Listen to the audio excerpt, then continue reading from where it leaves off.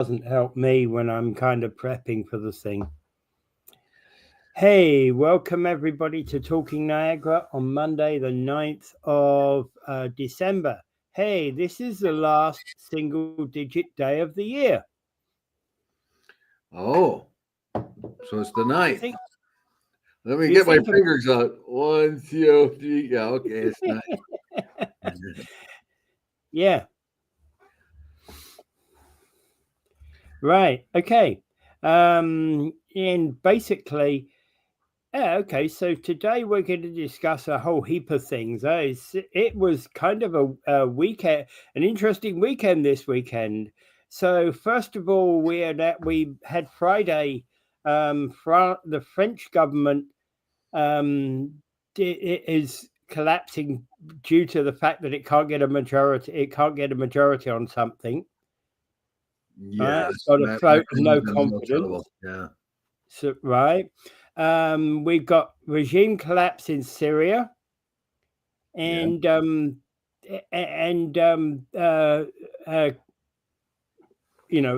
martial law in South Korea. That didn't last too long, though. Yeah. Well, anyway, but the point being is it happened, right? So yes, some of those things this weekend. Well, I can't imagine actually a country like South Korea actually accepting martial law. Not now, but remember they were a dictatorship up until 1980. Yeah. And they transitioned into a democracy, and it's been and it's a long time since I've looked at South Korea. Of course, it comes up in the news now, and you have to refresh your memory. But for a long time, it was a dictatorship, pretty much a military dictatorship, and then it's transitioned into democracy because it can, and it is one of those the Far East miracle countries. Japan was the first one, South Korea, Singapore. Hong Kong used to be before the Chinese took it over. Yeah, all right. Well, we'll get there. Musk plans a new Department of Government Efficiency, which will monitor, amongst other things, will monitor federal workers. So will be key, the key clicks that they press on their keyboards. So, hey, hey, sexy lady, and memo to Auntie Jane won't cut it anymore in government work, right? What he has claimed here, and Ramaswamy too, right? If I didn't get his name right, but they claim that Ramaswamy. Ever since one of the things that's happened since COVID and people went remotely, started to work from their homes, that the government hasn't tracked their the amount of work they've done. Yeah. Now you'll find in other places they do track people how much work they've done. If they have a computer terminal, there's devices by which they time how long it takes someone to make an email, how long it takes someone to go on a bathroom break. Sometimes it's very, very draconian. Not only how long those things are taking, but what they're writing. So they, if you're writing an email, and it's not work related, they can tell. Well, that software is not in employment now in the U.S. government for remote workers. 94% of them work remotely or something of that. No, that may be a little bit too much. But anyway, what happens is Washington has a lot of empty office buildings where people used to work, but now they work from home remotely. And it's very hard to watch over them to make sure they're doing the work properly. So what Musk is basically saying, if you want to come into work, come into work. If you don't, we'll assume that you are you've left the company. In this case, left the government employee. So this is going to be pretty good. Well, this is one way of cutting back a lot of the pork, because a lot of people will find ways of being able, as government, so you can find ways of dodging and weaving and not doing a whole lot as a government, and as a government employee. So what Musk and Ramaswamy want to do is just keep an eye on them, make sure that they're doing what they're supposed to do. If they have to work from remote locations, then they're going to be monitored very carefully.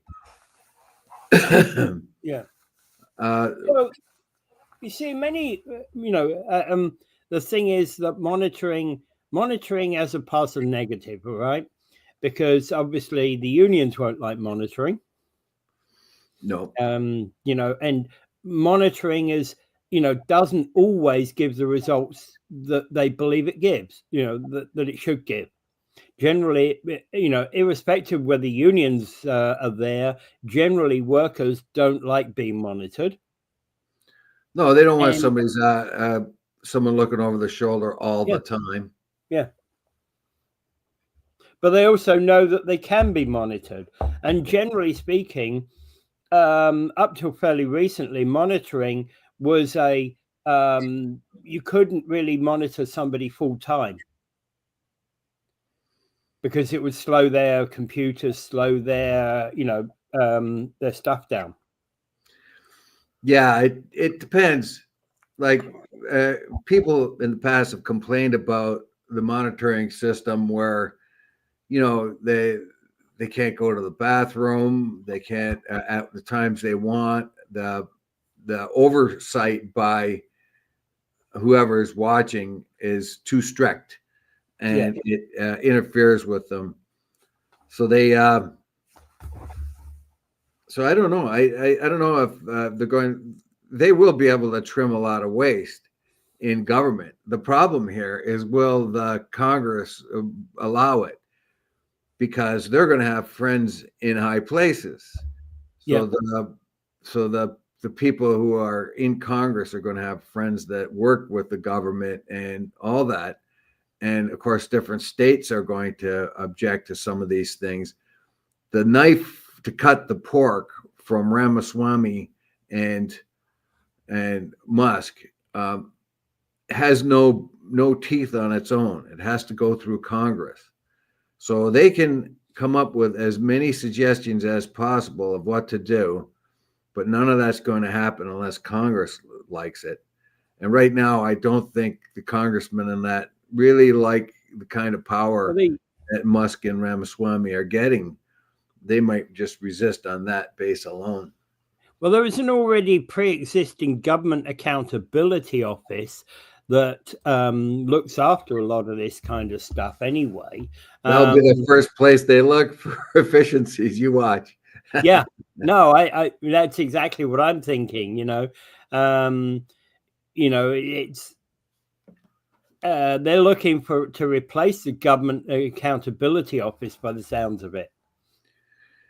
Yes, and basically what Musk is doing here is what he's done with his own, with his car company, with his space company, with his formerly Twitter company. Yeah, pretty much says, you got to come into work. You got to come into work. You're not going to work remotely. I want to see what you're doing. Hello, Chris. Good morning, Chris Simone. And Metaphysical Mike. Yes. We're talking about efficiency, something I don't know much about.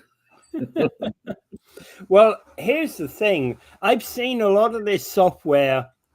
A lot of people try these types of software, and up until recently, basically most computers didn't have the computing power to allow people to monitor, not full time all the time anyway, because of the fact that if you did, you'd lose half your computing power because of the monitoring software. Yeah. So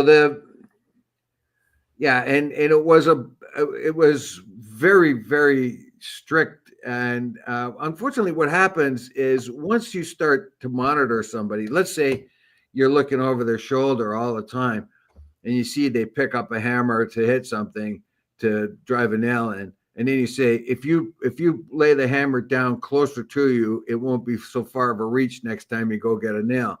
And so you do, okay. So everything, all right. So you then put the hammer down closer to you.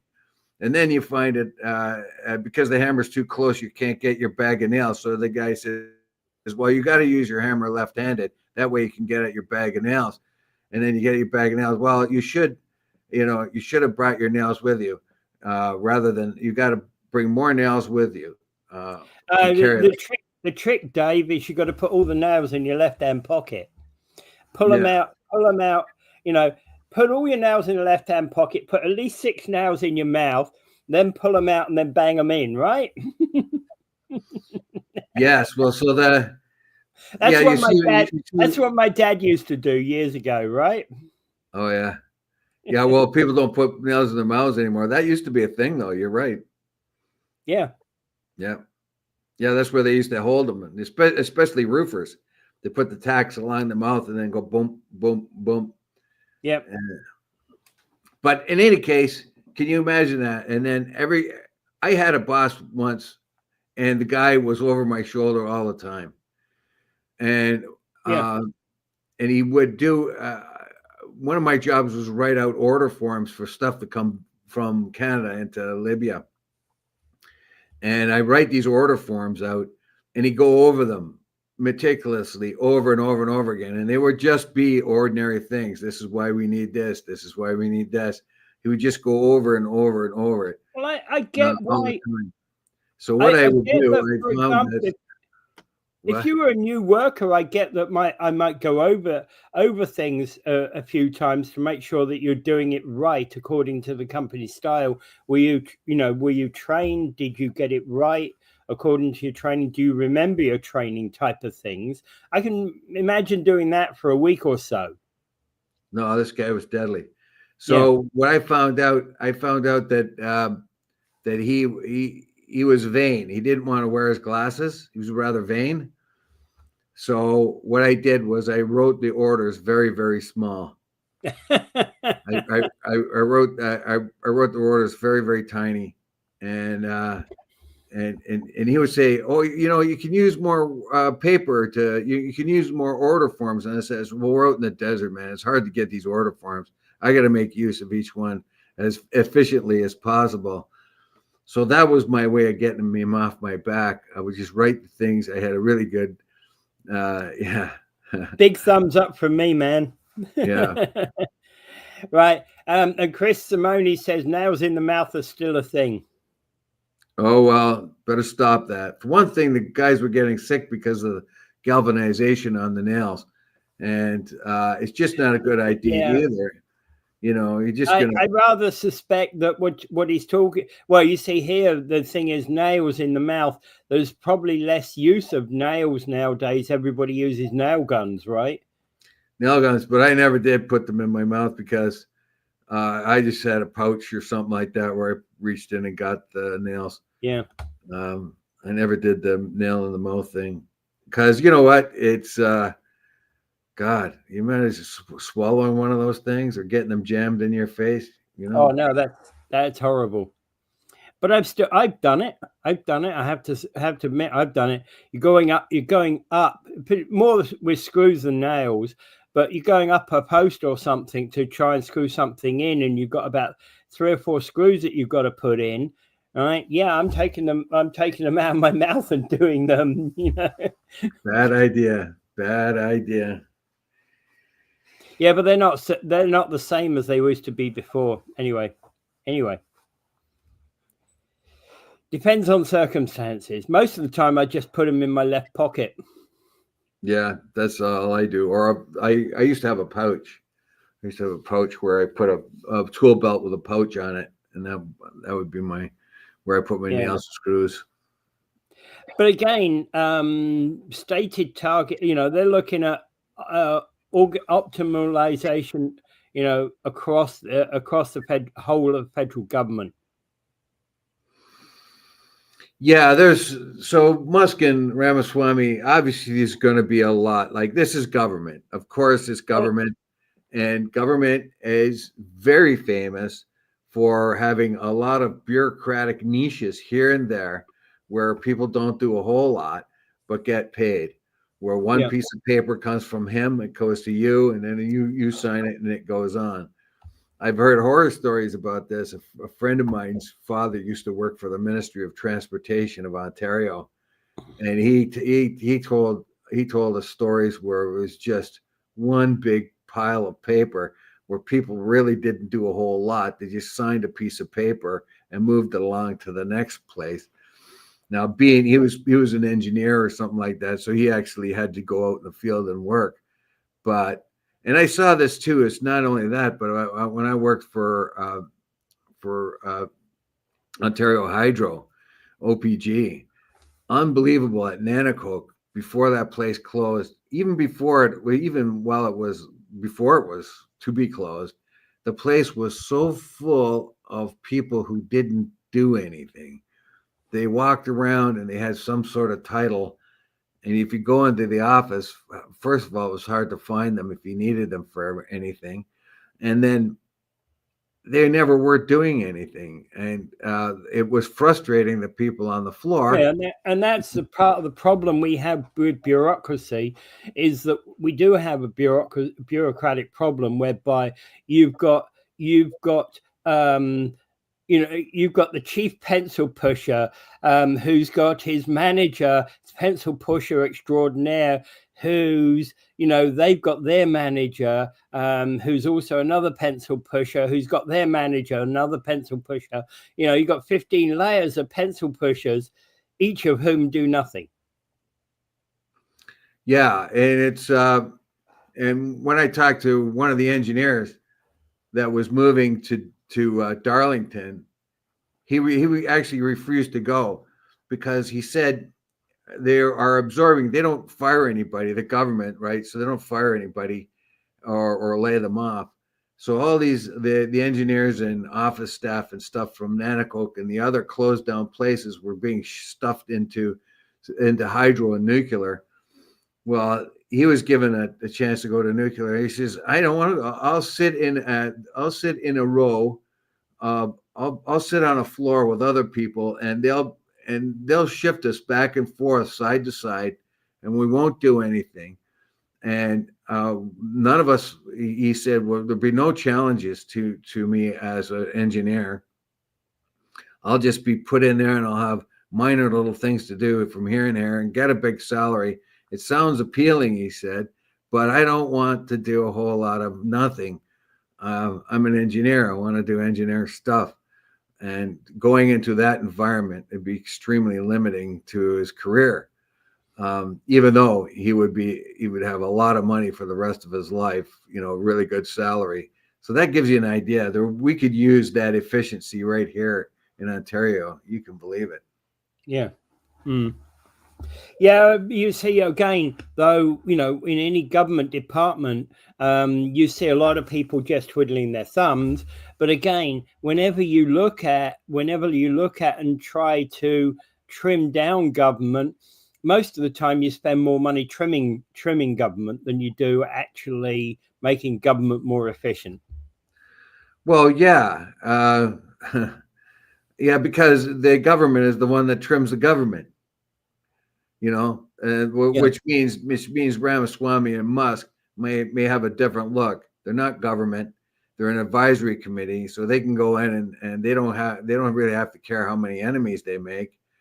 They're not really worried about their political future because they don't have one right now. Anyway, they're part of a department. Well, look. Musk made his SpaceX extremely efficient. He made Tesla extremely efficient. He made X, the formerly Twitter, extremely expensive. Everybody said X was going to go bankrupt and be gone pretty soon because he doesn't know what he's doing. Well, it's still there, running hard, isn't it? Yep. And SpaceX, it's lost a lot of users, but it's still there. When he first came out with Tesla, he was roundly denounced over and over again. I remember it. Well, he's an idiot. That kind of, he'll never be able to do this. He'll never be able to do that. And he did it. So if you're going to look for somebody who can find efficiencies and still run a company and still have employees, he employs a lot of people. right? His companies, he's the richest man in the world, not for any particular, not for no reason. Yeah. And he's made a car company that was roundly denounced and predicted to fail many, many times. And look, it's the leading electric car maker in the world. His SpaceX thing was roundly denounced and talked about as a pipe dream, and it never worked. And yet now he has reusable fuselages coming down from space. And of course, over and over and over, we heard, oh, it's all over now. He's really got himself behind the eight ball. It's still going, isn't it? Mike makes the point, though, that government's not business and shouldn't be run as such. But there's I agree, but there's some business aspects to the running of government, because you still have to crank out letters. You still have to do communications. Well, yeah, and you have to have it. And yeah, exactly. All of those sort of things, and you need to be doing it effectively. Yeah, and there is the business of government. So there are some certain things that have to be, like whatever you do in your ministry and trying to figure out what to do, where to build a dam or where to build a road or who's going to get benefits or whatever. Yeah, that thing can be discussed on the political level. But once it's enacted, you need business people to make it efficient. How do we get these checks out to the seniors? How do we get them out there faster? Can we how can we streamline their application form for it? That kind of thing. Oh yeah, absolutely. All right, moving on. Welland residents apparently, according to Niagara Independent, Welland residents are saying they want the council size cut. That's the number of about half. Pardon me? It's cut by about half, isn't it? They want it cut by about half. Yeah, that's what they're basically saying. But again, I have to wonder, because when we have 8 on the council here at the moment, and basically it means that when you have committees, you can only have a committee of 3. Otherwise, if you end up with a committee of 4, it's too much, because then it has to be a committee of the whole. Now, I think that if we had 10 councillors, for example, it would mean that we could actually have committees of 4, which is a more manageable size, without breaking the council rules. And that's actually one thing that I think that, the council needs to consider. Yes, well, I don't know. Our council got trimmed down from 12 to 8, I think it was. It was 12 to 8. I think we need to be 10 to be able to have reasonable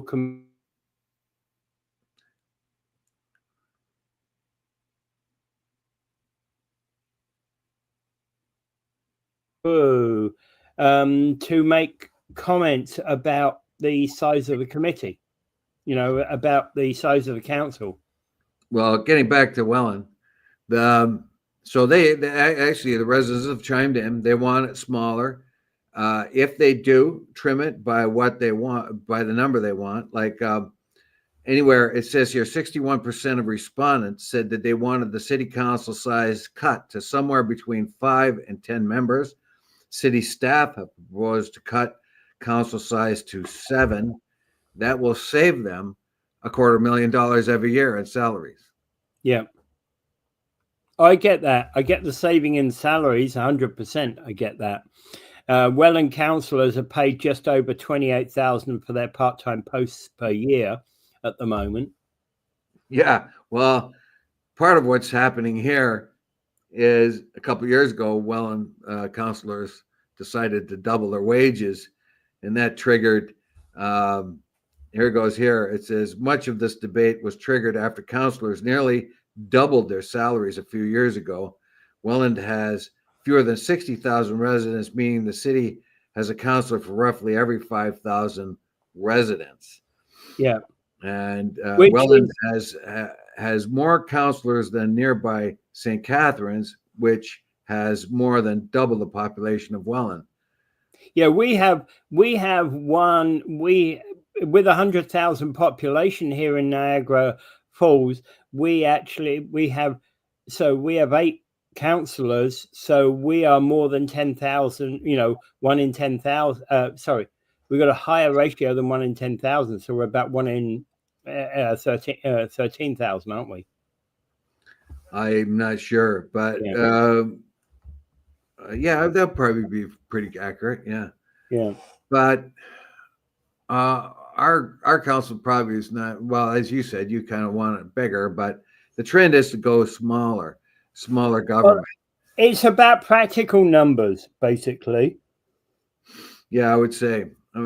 Now, if we went to the ward system, which we're pushing for, yeah, we'd have to find some way of fitting in only 8 councillors into the ward system, because we certainly don't want any more government. And that, I think, is the problem. So you see in our government now, you see somebody that works tirelessly at the job she does, and that, of course, is Lori Lococo. So anytime you talk to her, anytime you look at council, whether you agree with her or not, she's a tireless worker. She's probably worth double the salary she's getting. Yeah, and the other ones, you wonder if they even read the reports. Yeah, I know. This is a lovely, wonderful building. Oh, how we really like this building and what it looks like. But they're not talking about the roads under it, the foundation. Did they look at plans, anything like that? Yeah, they have done nothing, none of the homework. Yeah, that's true. That's for sure. And the point being is that it's very easy to have a bunch of, a bunch of councillors on any council, not making accusations about anybody in Welland or anywhere else. It's all very well to have a bunch of councillors that basically have a full-time job, but arrive at 5 minutes to 4 for the city council meeting, stay till 10 o'clock, and have done no pre-prep work at all. Yeah, you certainly get the idea that a lot of them haven't really looked at the stuff ahead of time. Some of them don't even know. The questions they ask are sometimes redundant. They've already been answered. Yeah. I've got a really good idea, though. Yeah.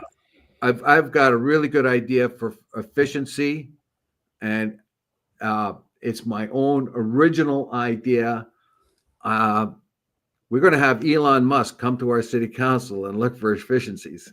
Oh, Mr. Musk, you're welcome. You're welcome. Yeah.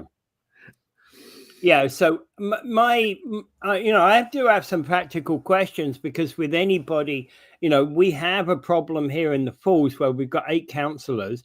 And I'm not suggesting we have large numbers of councillors. I think if we had 10, it would mean those committee sizes can be upped a little bit and can be made a bit more practical. Yes. But then again, Welland is a smaller city. Yeah, and like I said, they could save $250,000. Yeah. Everybody's in debt nowadays.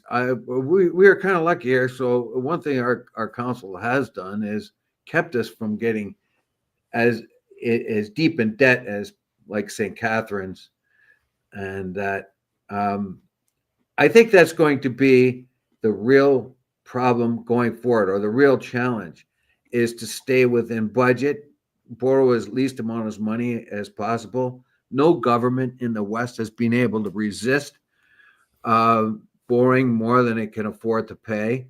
The United States now, the reason why Elon Musk and Ramaswamy are going to go in there and try to cut as much pork as possible is because the government is unsustainable. In a few days, they're going to have to vote on another budget to keep the government going. They're going to have to borrow more money. Right now, they pay more. The United States pays more debt money, pays so much on its debt. It's more than the entire budget for the Defense Department. That's how much they pay in debt. So, I mean, seriously, it's like they have a credit card and they ran it right out.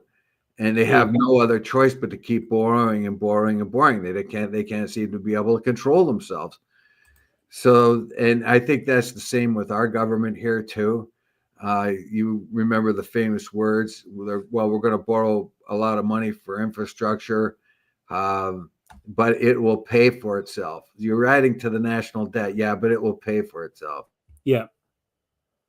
Well, okay, so if we were to do some comparisons, certainly it's true that when Roosevelt did spending on the New Deal, it certainly seemed to take America out of the funk that it was in, out of the depression, right?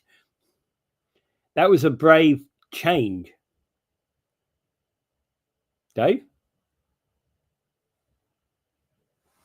There was a brave change in a new direction, and not, but not always being followed by a lot of other, other governments, and would arguably have been ineffective in other governments.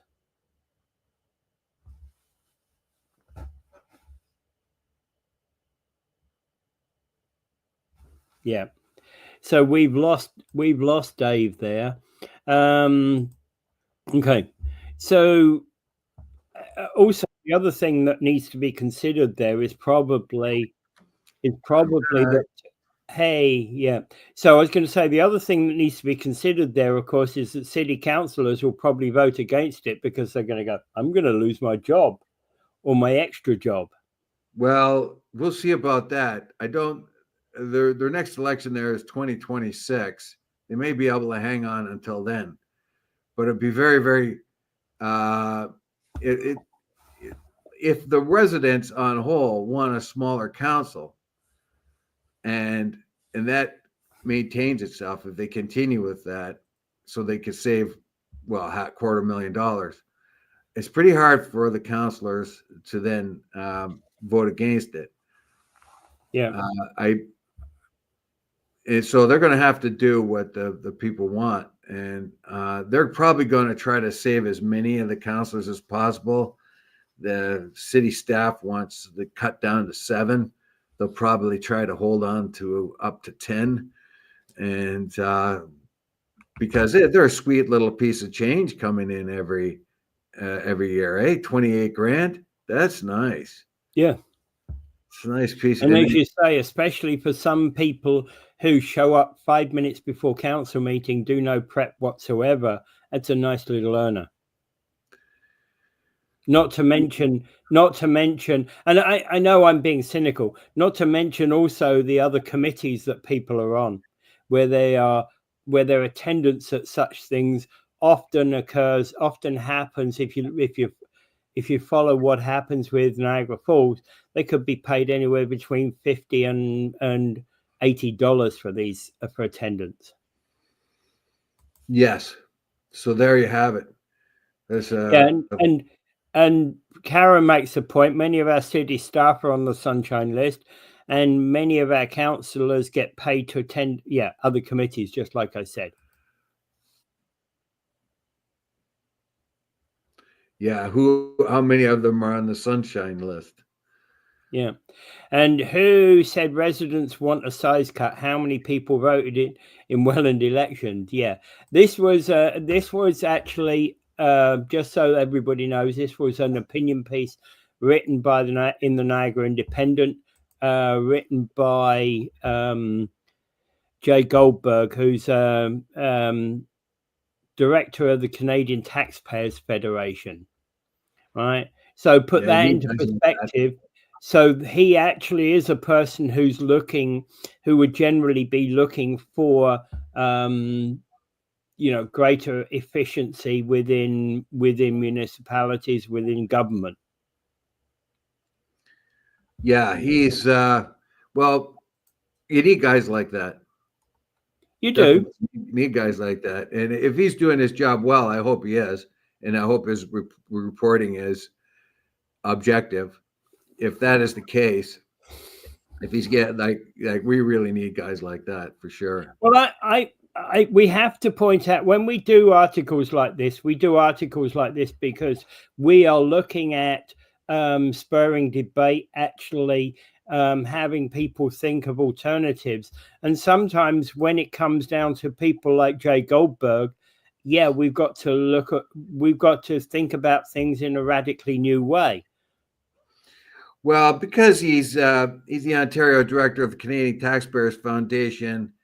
He's also previously served as a policy fellow at the Munk School of Public Policy and Global Affairs. Jay holds a PhD in political science from the University of Toronto. So, he's got the cred, he's got the chops. He's no dummy. The only thing I'm worried about is does he have an agenda? Some of these titles are like the director, the Ontario Director of Taxpayers Federation. Sometimes these are agenda driven. He might be a conservative. He probably is, but I mean, as long as that doesn't work into his reporting, some of these agencies or things like this, actually, if you look deeper, they're associated with one party or another. And although I can't really see much in this article that would suggest anything of that kind. Yeah, absolutely. Okay, so moving on, Niagara's latest AA credit rating. It's another article by Jay. Is it? No, I think so, it's by Nick Redekop. Oh, is it? Oh, okay. Yeah, it's by Nick Redekop. We had two by Jay. Yeah. No, Niagara Region received another AA credit rating, which marks a third straight year which we've received that rating in Niagara Region. Credit ratings are based upon how well the organization manages its financial affairs, taking into account both the governmental framework and the health and local economic context. So the S&P lauded Niagara Region for sound transport financial management protocols. It deemed the strength of the regional economy to include sectors such as manufacturing, trade, and healthcare, the innovative Port Coburn electric vehicle battery separator facility, but they still believe that we've got adversities in our system, which is why we got a AA credit rating. Well, we have a AA plus credit rating, which is good. But what S&P has warned basically the region is because of its ambitions in the next few years, it might strain that rating. You want the highest rating possible because you pay the less interest charges, and the less interest charges is good. But once your credit rating starts to go down, then you start paying more interest rates. So you're rewarded for being good with your money, basically efficient. But there are now the region, it says here, currently sells debentures on the capital market by rotating annually between the three physical agents, which include RBC Capital Markets, National Bank Financial, and CIBC World Markets. Woo! So if what are the debentures again? I remember, I can't recall what a debenture is. Can you tell me? I went over this before. Not off the top of my head. No, I can't remember. I went over this before. I remember learning all about debentures, and now I can't dig it out of my skull. A debenture is a type of bond or other debt instrument that is secured by collateral. Yeah. Okay. So basically, it's just something that they use for collateral. Anyway, it says here, it says it started in a report that Niagara Region's Corporate Services Committee and Municipalities 2024 debt plan would include $35.3 million in debentures and in a 1 to 10 year term on behalf of the municipalities of St. Catharines, Niagara Falls, Welland, etc., 10 to 30-year debentures consist of 42.7 million for St. Catharines, Niagara, blah, blah, blah. The Corporate Service Committee confirmed. I'm trying to get to the point where it says the bullet bond, oh boy, or the latest AAA rating from S&P is unlikely to temper the criticism of the residents. No, I'm afraid I'm missing that part where it tells us that we have to be careful going forward because we might lose that. Anyway, trust me when I say that S&P says you're good now. You're managing your money. You're getting S&P predicted. Here's I think what S&P predicted the Niagara region will still face adversity in preserving its AA credit rating as it adds debt to upgrade essential infrastructure needs, especially in the realms of transportation, water, and wastewater. Yeah, that's the one I was looking for. I thought that. So because we have such, the region is running things properly right now, financially and physically, but may find itself backed into a corner because of the need to do all those things mentioned, improve transportation, water, and all those things. Those things may not be able to be put off. They have to be done. If that's the case, more money has to be borrowed, which puts a strain on the region to be able to pay it off. And it will, and may have to incur more debt. And once you incur more debt, your rating is, you have a level of debt that you're permitted. And once you go over that, then you start having to pay. For a person that's, I think, 40% of their gross, I think that's the limit. When you borrow money, the bank will let you borrow, I think, up to 40% of your gross or net. I can't remember. Before they figure that you can't pay it off, you're going to struggle to pay it off. Yeah. So I think they probably have the same thing for governments. Well, that's the basis of these AA credit ratings, etc. Anyway, I don't know too much about them, but I know that that's part of the reason that they exist. Well, we got a AA plus, so that's even that's pretty good in today. I don't know what Ontario's got. I think Ontario's pushed theirs back up to AA plus now. Yeah. But you don't want that to slip. And the slippery slope is I want. It's just like somebody doesn't who wants to buy the things they want to buy now and then put it on the credit card, and then the credit card starts charging them interest, and and they can't get loans because look, you've got too much stuff here that you have to pay for. So if you want the loan, you have to pay even more interest rates. It seems counterintuitive, isn't it? If you want to pay off your debt, it's going to cost you more in interest than it would somebody that's not in debt. Yeah. Yeah. All right. Yeah. And it is. But, and again, in a way, I get it, but government always runs on debt, a certain amount of debt. Of course, it has to. It has to. But the amount of debt is ridiculous.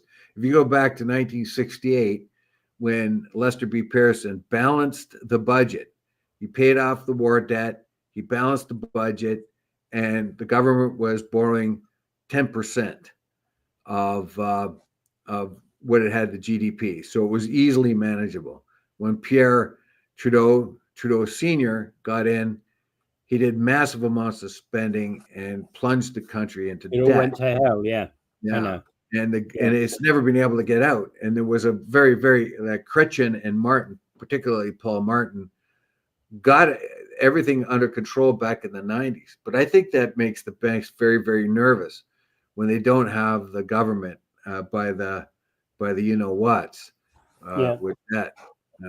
Obviously, the big financial institutions want the government to max out as much as it can in debt, so it makes as much money off the government as possible, and they have strong influence in government. So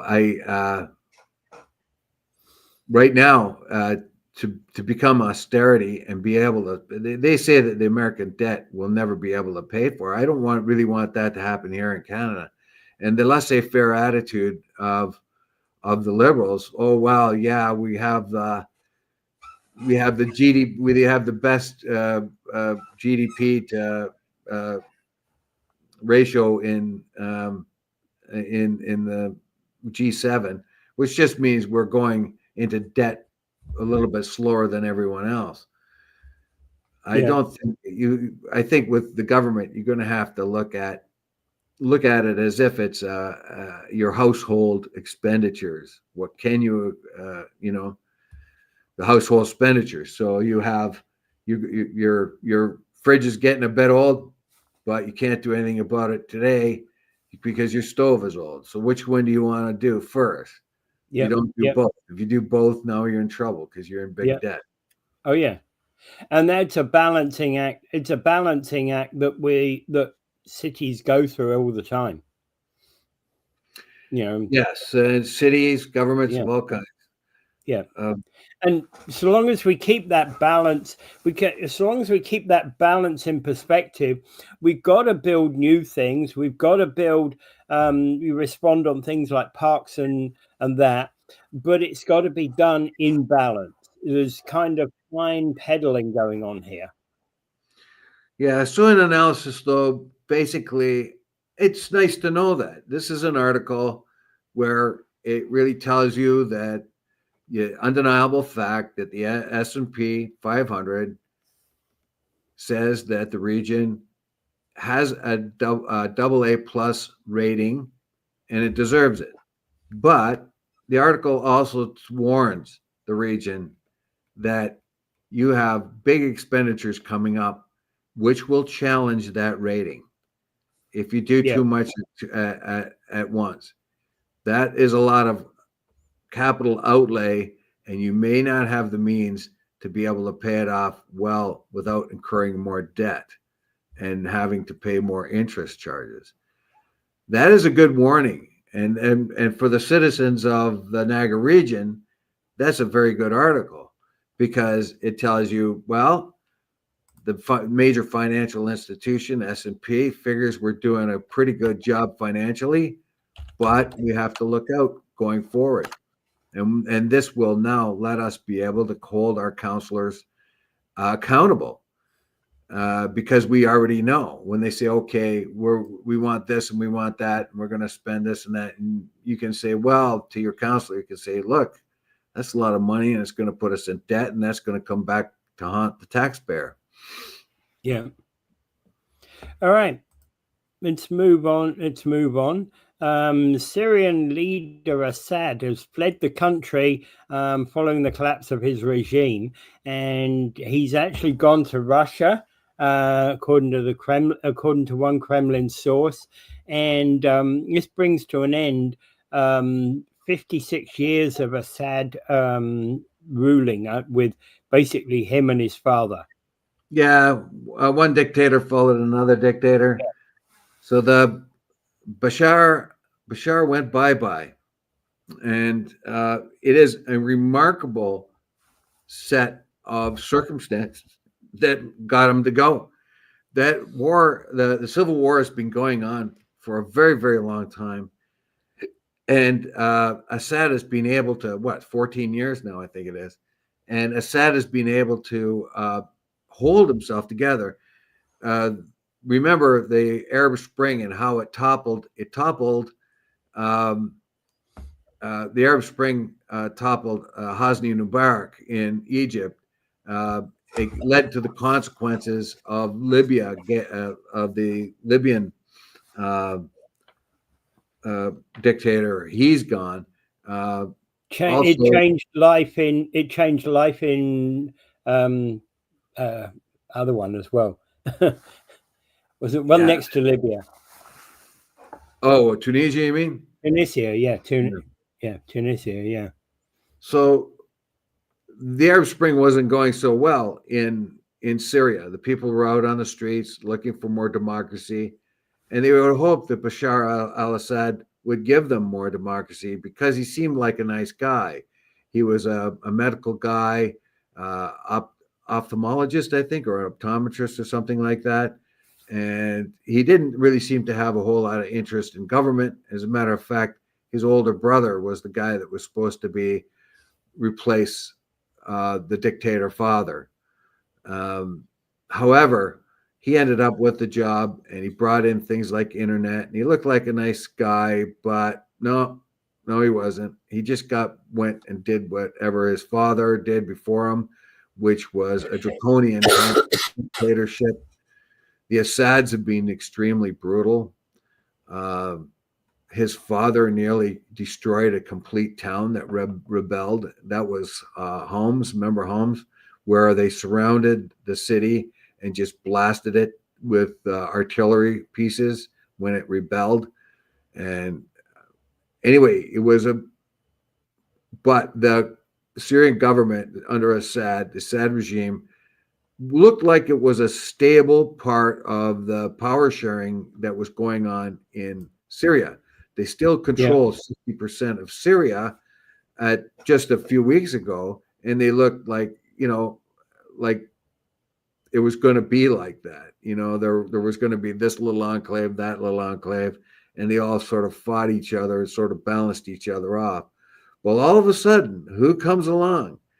Abu Muhammad al-Ghalani, whose real name is Ahmad al-Shara.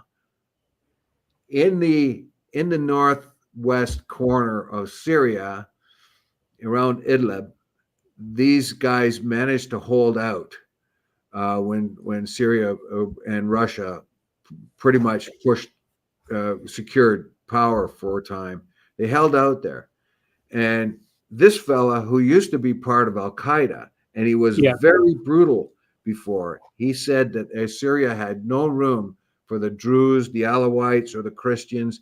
It was only going to be Sunni Muslims, very harsh kind of Islamic type Sharia law sorts. He's had a change of mind.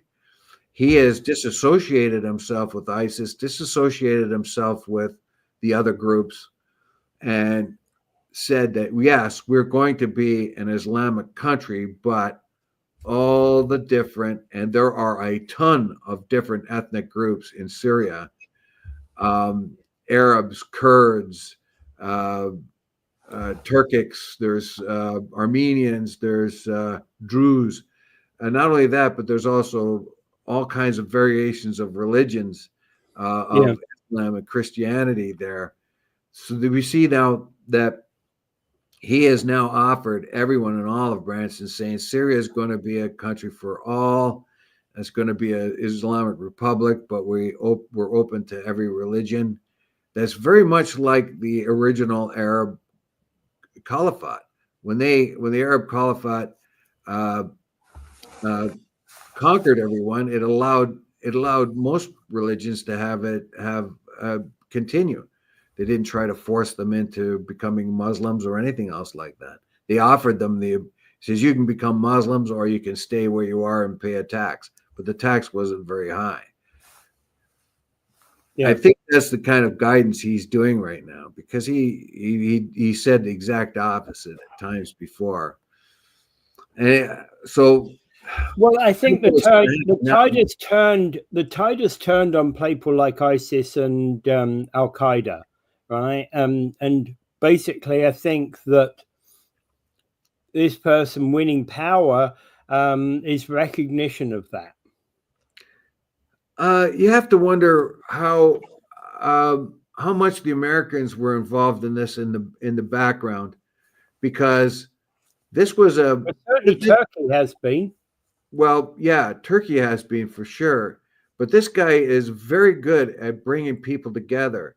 He's quite a leader. He's been able to bring a lot of disparate groups together under one umbrella, and he seems to be very well armed and ready to go. And right now, as he's taking over Damascus and pretty much taken over power, the United States has had a major bombing in Syria, where they have bombed an incredible amount of bombing on ISIS camps, all in Midwestern Syria. it was a huge operation. B-52s, air hogs, missiles. I forget how many. I think they did 30 or 40 strikes, and it was like major stuff, big time bombs, right down to the Gatling guns of a Warthog. They were just fighter jets, like I say, major bombers like the B-52, uh, more accurate bombers like the fighter jets. They did that to make sure that ISIS was too weak to take advantage of the power vacuum. I have a feeling that they're happy about Assad leaving, and they want to make deals with this guy, and they're going to help him out by bombing the crap out of ISIS for him, so that the ISIS won't give him problems. Yeah. So we're going to see more change in the Middle East, that's for sure. Yes, indeed, and I don't know what's going to end up happening here, but the dynamics have changed. But I don't think much has changed here, except that Assad is being replaced with Galani. Well, the National Post is saying that this is a huge blow to Iran and Russia. That true is, because Iran now does not have, as a matter of fact, Galani, whose real name is Shara, he's got two A's on the end of that, but he has often said that he's tired of Syria being the plaything of Iran, a place where Iran plays games. So he's a Sunni Muslim anyway, so he's not going to be too hot on the Shia Muslim group. This cuts off the supplies of weapons from Iran to Hezbollah. This is another big blow to Hezbollah. Hezbollah will find it harder and harder to get the weapons it needs unless it comes up with an arrangement with Galani. But it's not likely to do that because Hezbollah has interfered with Syrian politics at different times. So I don't know. It's a whole new thing. If Galani says what he says he wants more of a representative government. We'll see. I think once people get into power, it's pretty hard for them to leave. Yeah, we shall see. So, okay, to finish on this one, martial law was declared in South Korea, but you're saying basically it's now been lifted. Oh, it's like overnight. Like it was lifted almost immediately. Yeah. The parliament just denounced it and stopped it. And this doesn't look good for South Korea, because they have had a history of dictatorship up until 1980, I think it was. So they don't want to backtrack on that at all. So the government itself, the representatives in the government, denounced it and stopped it right away. Nobody really knows why. The defense minister was arrested, that's for sure. Yeah, and nobody really knows why this guy went Yoon. I got to get the article up so I can get his name right. President Yoon Suk Yeol. Yes. Now Yu's party says he will be excluded from duties before eventually resigning. So that's his own party. Yeah. And opposition says impeachment is the only legal recourse. Yoon survived impeachment but faces pressure to stop. Now, why he did what he did is yet simply still quite a mystery, because there was no need. I forget what he said was his reason for it. I've already put that out of my mind, unfortunately. But it was the martial law that he declared. It wasn't justified in any way, and he didn't go through the proper process. It was quickly denounced and stopped. But the nationalist speaker Wu said that it is unconstitutional to delegate presidential authority to a prime minister. Yeah, so now they have this problem. The main opposition Democratic Party called for immediate suspension of Yoon's presidential duties and for stripping him of the authority to control the military. Called for the arrest of Yoon and related military officials, indicated martial law. Yoon shocked the nation Tuesday night when he gave a military sweeping emergency powers to root out what he called anti-state forces. Really? Right? And obstructionist political opponents. Yeah. Yeah. Same comment as myself, Dave. Yeah. So basically, this was a power grab, and it didn't work. So when you do something like this, and you do emergency military Measures, things like this, the next step is now that you can now go to your political opponents and say, "This here is the bad guys." If he can get away with it. So he rescinded the order 6 hours later after Parliament defied military and police cordons to vote unanimously against the decree. So he even tried to make it impossible for them to vote, but the Parliament people just walked right through it and voted against the decree. This power grab that he's after would have made him essentially a dictator again if he got away with it. Yeah. So no wonder the South Koreans are so upset about this. They have a very good, thriving democracy. Well, super good. I was not aware that South Korea was actually a dictatorship after the end of the Korean War. I thought they had gone on the path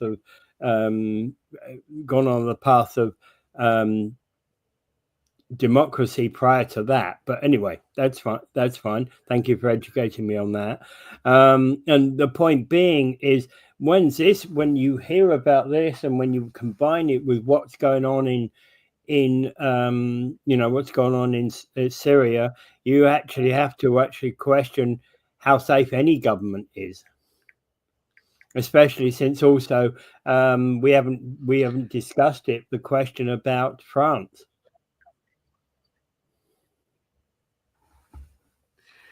Yeah. Let's see here.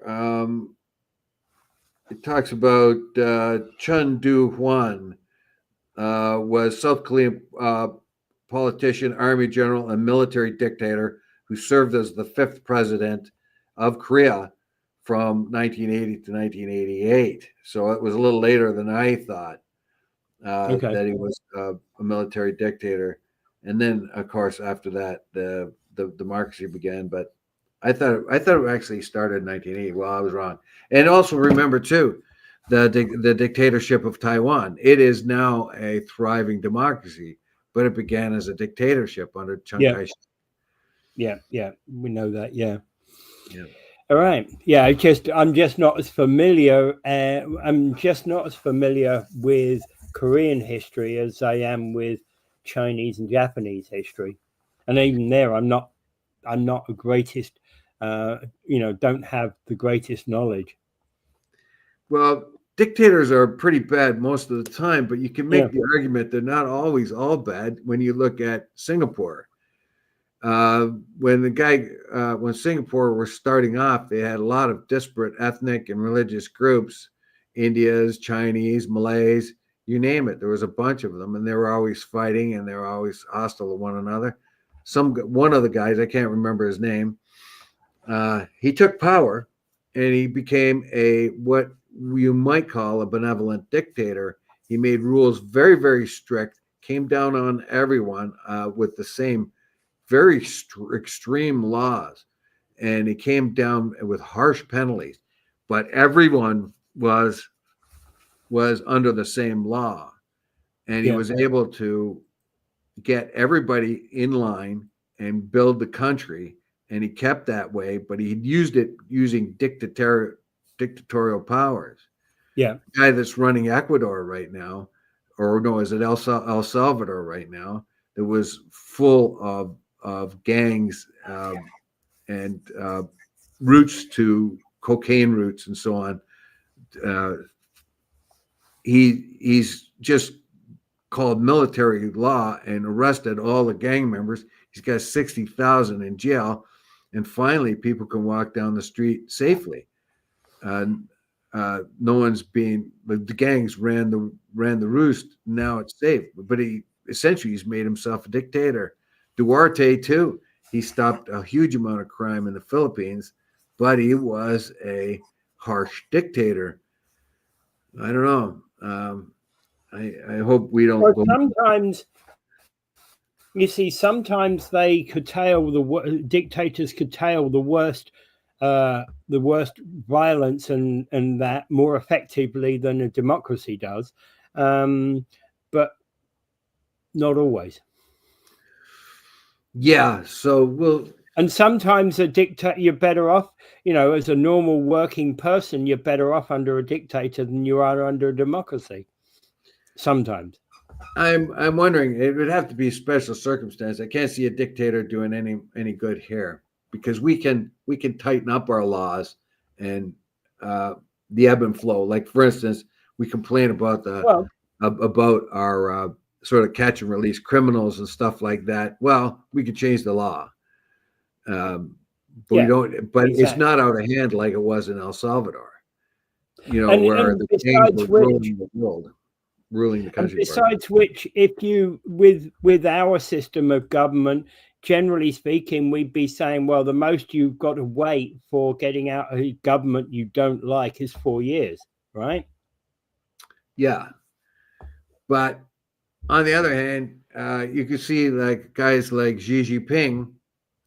He's become pretty much dictator for life in China. He should have had a term limit like the leaders before him, but he's made sure that he's going to be the dictator. And Karen says Trudeau enacted the Emergency Act illegally and twice made a motion for the Liberals to have full power. Ooh, that's scary. There's dictatorship there. There's dictatorship there. And as she says, total power corrupts totally. Yeah. That's very scary. Right. Okay. I think we can kind of call it quits at that. Yes. And without further ado, I bid you adieu. Let's pray for peace.